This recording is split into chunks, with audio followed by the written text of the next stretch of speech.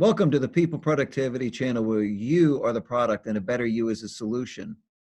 In line with that, today we have on a very, very interesting guest, Vadim Liberman, Workplace Renegade, and we're going to be talking about becoming the best you by being truly authentic in the best way possible. So Vadim takes somewhat of a contrarian view on this. I know, Vadim, would you like to introduce yourself to our viewers, please? Yeah, sure. Hi, Frank. Good to be here. Good to be here with everyone watching here. Like Frank said, I'm a workplace renegade. What does that mean? I'm not even sure exactly what it means, but I can tell you it means taking contrarian views, challenging conventional thoughts in the workplace. My actual day job, the one that actually pays me, is I am editor at ERE Media. So I edit a website, ERE.net, which is geared toward talent acquisition professionals, as well as program ERE's conferences with great speakers. So that's my day job. But overall, workplace renegade, Liberace of HR sometimes, we'll see. Yeah. Liberace of HR. That's good. Yeah. So listen, why don't we start off? Maybe you can give us your definition of authenticity. What do we actually mean when we talk about it? Yeah, no, it's a good question because we talk about it a lot, right? So, to be clear, when I think about authenticity and when I want other people to think about authenticity, we're not talking about core elements of who someone is that you can't alter via behavior, like gender, religion, physical abilities, race, age, sexual orientation. We're talking about the notion of, well, being true to yourself. So, but there are two perspectives, right, to this definition. There's whether you feel, there's how you feel who you are on the inside, right? It's about your own self-perception of yourself and whether that matches what you're putting out in the world, right? There's your perception. But then the other definition is whether others feel that who you are is what they see. So again, one definition, two perspectives on authenticity. Now, people are born authentic, aren't they? I think we are all born authentic, but we don't stay authentic for too long. So, I often tell this story. I'll try and make it really brief. But, when I was in second grade, I was a pretty happy child. I had this box of crayons, though, that I would take back and forth between home and school each day. Till one day, this group of really nasty kids made fun of me for not just leaving the crayons in my desk at the end of the day. And so sure enough, that day and every day after, I went home without my Crayolas. And that's when I died, right? So what do I mean by that? Well, I want you all listening, and watching to think of your own Crayola moment. Like, when was that moment when you first started caring about what other people thought, and not just caring, but changing your behavior based on what people... Your behavior. Yeah, your behavior, changing your behavior based on what others thought or would think or might not think of you. That's when the real you died too. And then we're all like the Walking Dead, right? Because our authenticity, it's now gone. It's an illusion. It's a myth. It's a buzzword. And everyone, everywhere, especially in HR, and in the workplace, talks about bringing your whole self to work. I mean, we talk about this a lot, but, I we guess don't necessarily, we shouldn't necessarily be bringing our whole self to work, and we're not authentic anymore. Right. So your beef with authenticity is that people really shouldn't necessarily bring themselves totally to work. I mean, it is that too, and I can get to that in a second, but at the heart of it as well, there's a illogical quality to it, right? So just to illustrate my point, right? There was a study in 2011, and it looked at college commencement speeches. And what the study showed was that the top 5 most frequent messages were help others, do the right thing, expand your horizons, be true to yourself, never give up. Okay, right. Great messages. But if you truly embody the one about being true to yourself, well, that can easily mean doing the opposite of the other 4. Like, what if being true to yourself means being selfish or doing the wrong thing? And so we talk about this in workplaces a lot too. Like, lots of companies have, core values. We want the real you, because the real you is really great. It's diversity and it's inclusion, but it's a lie. I mean, so here's more direct, my answer more directly to your point about why we shouldn't necessarily be authentic, whatever that means to us. Think about this. Nobody wants authentic assholes as leaders, managers, coworkers, and yet we see these people in business and politics everywhere all the time. We even like to say that we respect such people because, they're keeping it real, but we don't respect jerks. We hate jerks. But we feel like we have to buy into this because what are we going to say? Bring your half self to work, and and we might, and yeah, okay, we still might say, because what's the harm in perpetuating a feel good myth, right? But there is harm in this, and there is harm in the promotion of authenticity. Yeah. I mean, there are people who are just rude, and who wants, oh, please be rude at work. Yeah. Absolutely. We want people to be the person that really fits in and works well with others, and maybe puts certain pieces of themselves aside so they could do that better. Yeah. Yeah. And so, but I also think, like, when we talk about authenticity too, um, there's this belief, and I think people apply this to me too when I'm called authentic. There's this belief that people like me get labeled authentic because we veer from the norm. Mhm. So the thinking goes that people who live out loud, they or different from the norm, let's say, must be authentic. And on some level, you can understand that to stand apart in an often harsh world can come with all sorts of social and other perils. Like, why would someone fake being kooky or different when life is easier if you just blend in, or so the thinking goes, right? And Mhm. so, I think it's a main reason why quieter or more boring people are not praised for being authentic, even though they may be just as authentic or inauthentic as anyone else. And so I Yeah. guess the overarching point, right, that I'm really trying to express here, um, is that having an interesting or different personality doesn't mean that someone's being authentic. We shouldn't confuse the two, because Mm. here's the thing: you will never know, you Frank or you anyone else will never know if I'm being authentic. Only I will ever know that. And the same thing goes for you, right? The only person who knows that you are being authentic is you. That's right. I agree with that. So, at the beginning, we were talking a little bit about perception. Yeah. Maybe you could talk a little bit more about that. Yeah. Yeah. So, you know, here's the thing. I think we need to start recognizing that authenticity, it's not a character trait. It's not a personality trait. It's a feeling. It's a perception. And so it's not authenticity, but the illusion of authenticity that we want. And when we talk about authentic people, right?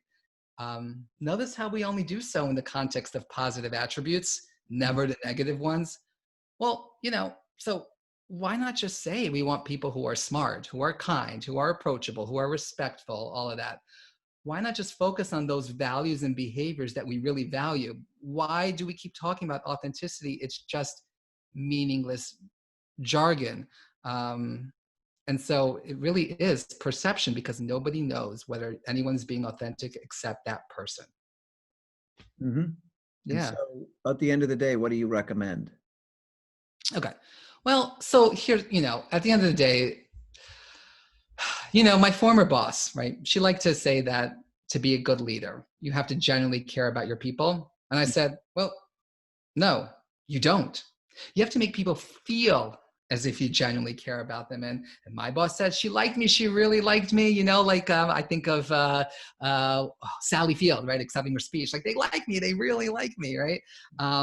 And she said she liked me, but maybe she was lying, and I believed her. And that's what counts. And so, again, my point is that authenticity is about perception, and the best leaders, the best coworkers, the best peers, the best people, they know how to mask their authenticity and their inauthenticity for the greater good of themselves, their careers, their peers, their organization, which is to say that, hey, being a good colleague, being a good person, it's not about being your real self. It's about being your best self. Um, I mean, for what it's worth, I think there's an irony here. Like, when people are their best selves, you don't know, like I said, it's perception. You don't know if their behavior is an expression of their real selves. But I'll tell you this: when we are our worst selves, we're actually always being our real selves. Why? Because we are always authentic when we are our worst selves, because we lose control of how we express our emotions. We're being authentic in that moment. Being your best self demands curating your emotions and behaviors. I agree with that. And of Yeah, course, since we want people to become, a better you, right. ultimately they should curate, some of these emotions to achieve the best results. Yeah, no, absolutely. There's There's a psychologist, Mark Snyder, and he did some research a while back, and he identified two psychological profiles of people or of leaders, right? On one hand, you have what he called high self-monitors. These are people who can change their colors depending on different situations without feeling fake inside. But the problem was that people around them would think they're fake. And then on the other hand, he contrasted those kinds of people with low self-monitor people, right?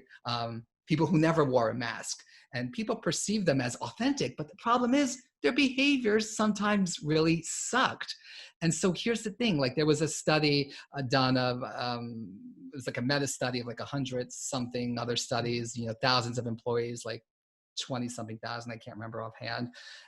And what it showed was that high self-monitors received significantly higher evaluations and were more likely to be promoted into leadership positions. So people who are great at managing impressions are Mm. also likelier to enjoy higher levels of psychological well-being, interpersonal effectiveness, career success, and all of They're that. fitting So in, again, there's really something to this notion of like um, being as inauthentic. best self. Yeah, best self, not real self. No, I agree with that. I think this is a very important point. So the high self monitors understood what was required in that environment and they did their best to fit in. Yeah, I mean, exactly. I mean, that's totally what it's about. It's having that sort of emotional intelligence to behave in a way that aligns with um, your, what you think and what others think, and just an evaluation of what your best self would look like. Mhm. Again, it's not about being um, your real self. I agree with you. This whole notion of authenticity is one that actually they're not really looking for or rewarding at the end of the day, are they? Yeah, no, I mean, That just proves it right there. That study on high self monitors being the yeah. ones who are actually receiving the best rewards, promotions, recognition. So that just proves right away that companies say they want you to be authentic, but they also at the same time are going to reward you if you're a high self monitor. Yeah, right, exactly. And so here, this really leads to another notion, which is that it's about embracing really not your authenticity, but it's embracing almost what I call like intentional inauthenticity. So this isn't just about people simply adapting their behaviors without feeling fake inside. We're actually talking about having the emotional intelligence and self-awareness to be intentionally inauthentic. The key is doing so in a way, this is really the key, to doing so in a way um, That's that desirable. might be inauthentic to themselves, so long as people around them don't know that they're being inauthentic. And so again, goes back to the notion, I know I sound like a broken record, but that authenticity is perception, and perception can be managed. And if authenticity is perception, perception can be managed, then authenticity itself can be managed. And at the end of the day, like what I really want is for people to stop being their real selves, and for companies to stop telling people to be their real selves when they can be so much better than that. Yeah, I agree with you. And actually, we had originally talked as the notion of this interview being behave yourself into a better you. Yeah, I mean, and that's exactly what this is about. You become a better you, not by being your real self, but by being your best self. And here's the thing related to that, because I think there's an intersection here, and not a good one, of what happens when you focus on authenticity. And this relates to learning and feedback, right? People can use authenticity as an excuse to avoid trying new things, like something doesn't feel natural or comfortable. So guess what? Like, I'm not going to do it because I want Mhm. to be authentic. So it inhibits learning and development. And I think that the push for authenticity helps fuel kind of this increasing notion that one's Well, entire job and work and tasks should align with one's personal interest and belief. But guess what? Work is not a hobby. The way to grow at work and in life is often through discomfort. And so promoting authenticity can promote kind of this imposter syndrome, because you're going to feel like an imposter if you are doing things that do not feel genuine to you. Or that you don't feel qualified to do. And so it's only by rejecting authenticity and embracing inauthenticity you kind of start to free yourself to experiment with identity and explore who you are and who you could be. And by the way, at the same time, people can use authenticity as an excuse to reject criticism. And can you really blame them? I mean, if you're telling people to be authentic, you criticize them when they are sometimes, like that doesn't make any sense. Sure, that's not You fair. know, so yeah.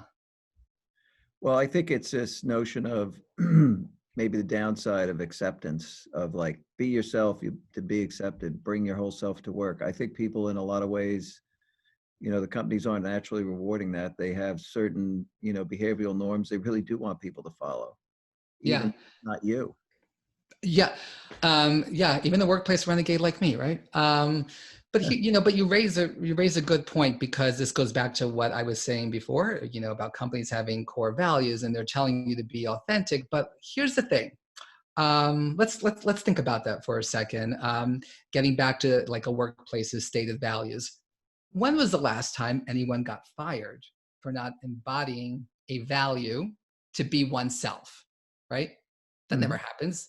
No. But people can and do get fired for behaving in ways that violate other cultural values, even when that person is acting authentically. So again, you have that um, that tension between a core value of authenticity against other core values that you may have at your company, and it's those other core values that are more important. The one on authenticity, if you were to really take it to heart, you might wind up violating those other values, and those are the ones that you're going to get reprimanded for.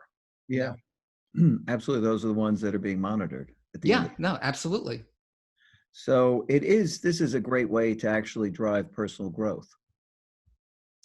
Yeah, yeah. I mean, it totally is. It's like what I was saying before a second ago about that the notion of embracing your real self is really all about, I'm sorry, the notion of embracing your best self is really all about rejecting authenticity in the spirit of making yourself uncomfortable, right? Doing Yeah. things that aren't inauthentic to you, because that's how you grow. We all know that the cliche that you grow out of discomfort, it's true. That's when that's when you learn the most. Um, and likewise, like I said before about feedback, if you're going to focus on being authentic, well, you might naturally, even sometimes unconsciously kind of reject critical feedback because, well, screw that, right? Like I'm going to be authentic. Like they don't know me. I gotta be the real me, but maybe the real you is not who you should be. You know, it really does go back to, again, like Be open being. to finding your best self. What is that? Because it is situational. Yeah, exactly. It is situational. And here's the thing, though. I do think that it's worth pointing out that this notion, though, of inauthenticity, right? Or being your best self, rejecting your authentic self. I just want to put a caution there too, that too can be taken to a wrong extreme. Like we're constantly being pressured in many aspects of our lives to banish negativity and focus on positivity. So much so that pessimism is stigmatized in favor of like a cult of optimism at work. I mean, think about this. Like, I can see it in myself too. Like, not just in how I or we act, but like, let's say how I write. Think about all the exclamation marks that so many people increasingly use That's in true. email, in emails and text and messages. And are we really that excited about the salad we just had for dinner? Exclamation mark, exclamation mark. It's gotten to the point where like one exclamation point isn't enough.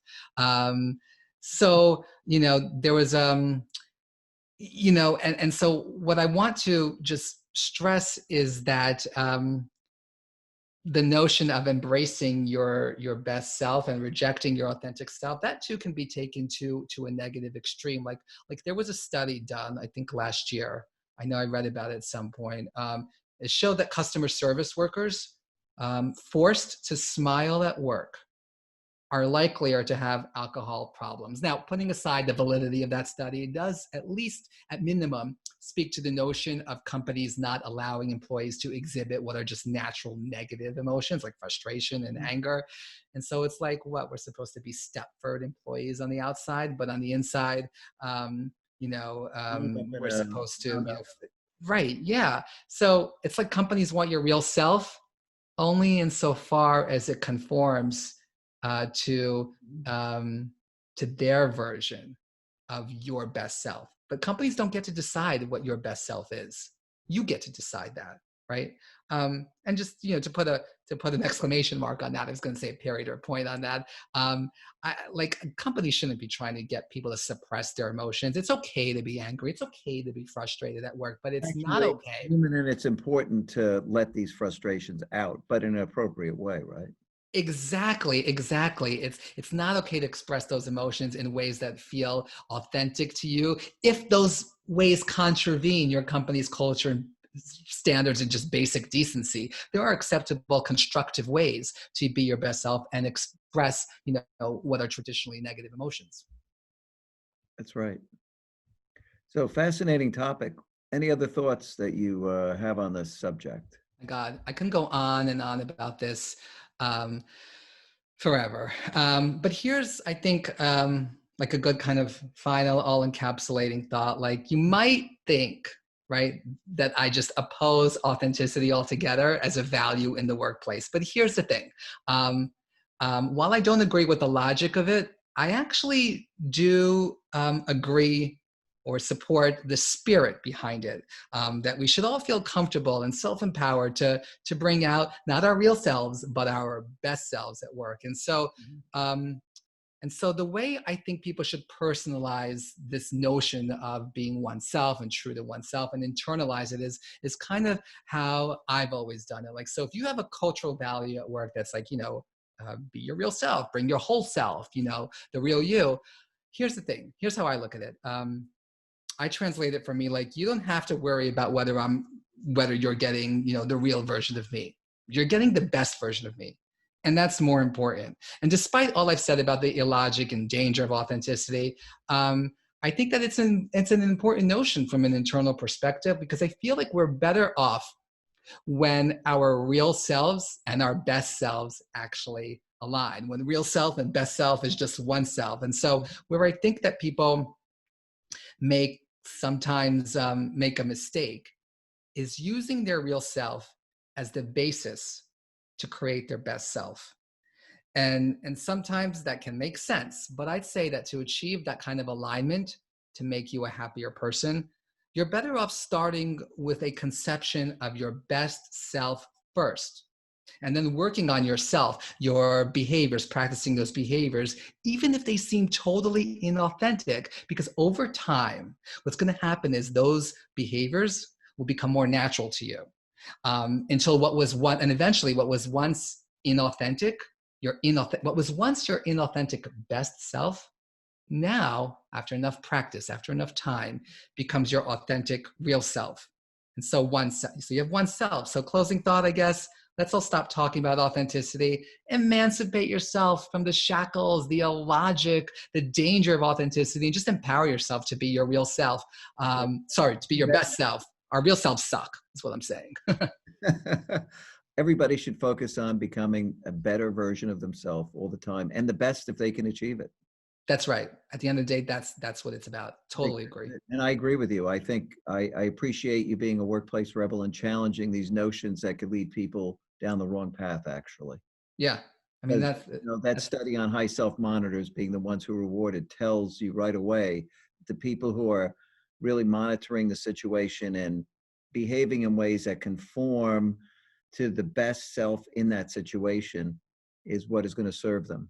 Yeah. Well. Yeah. And doing so in a way that other people aren't perceiving them to be inauthentic, right? Because again, authenticity is perception at the end of the day.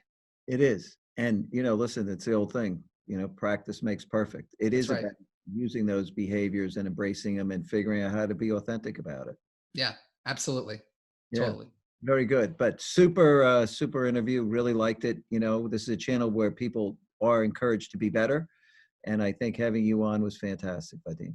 Yeah, no, I'm so happy to be here. Hope I was able to spark a little bit of thought as a workplace renegade slash Liberace of HR. Absolutely. I think people should question things that they're told, and this is a good example. Yeah, So look, thank you for coming on, and continue to be the rebel you are. yeah, thank you. Thank you for having me. You're welcome.